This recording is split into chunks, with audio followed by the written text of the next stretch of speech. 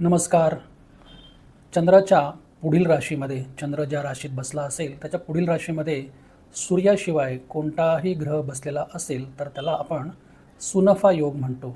चंद्राच्या मागील राशीमध्ये जर सूर्याशिवाय कोणताही ग्रह बसलेला असेल तर तो आपण अनफा योग म्हणतो. ही दोन्हीही योग सुखकारक समृद्धिकारकच आहेत, हे आपण मागच्या व्हिडिओमध्ये पाहिले. पण चंद्राच्या मागे पुढे दोन्हीकडे जर ग्रह असतील, सूर्याशिवाय इतर कोणतेही ग्रह बसले असतील तर त्या ग्रहयोगाला दुरुधरा योग असं म्हटलं जातं, असा ज्योतिषशास्त्रात उल्लेख आहे. हा योग काय फळ देतो तर हा योग सुख देतो, समृद्धी देतो, उदारपणा देतो, नोकर चाकरांचं सुख देतो.